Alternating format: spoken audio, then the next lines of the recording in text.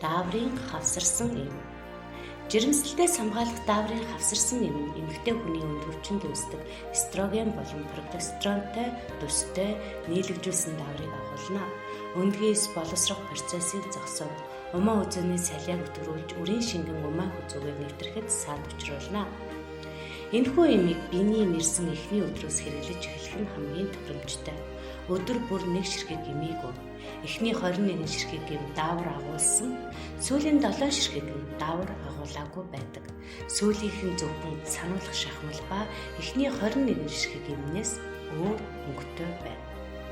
Жирэмслэлээс хамгаалах дааврын хавсарсан эмийг удаан хэрэглэж болохоос гадна хэд хэдэн давуу талтай. Биений эм ирэх үеийн өвдөлт багасна. Эм хэрэглэхийг дуртай үедээ зогсоож болох ба жирэмслэх чадвар даруй сэргэнэ. Төмөр дутлын цус багталтаас үрчлэн сэргийлнэ.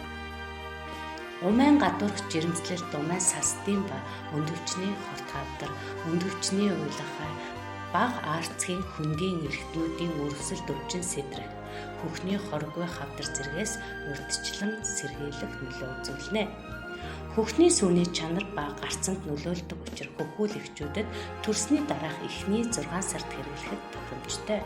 Эмийг өдөр бүр тогтмол цагт уугаагүй тохиолдолд үр дүн буурахыг анхаараарай. Дааврын хавсарсан эм нь жирэмслэлтээс сэргийлдэгч бэлгийн замаар дамжих халдварт өвчнөөс сэргийлэхгүй. Уян сэтгэл, өрхийн эрүүл мэндийн төв.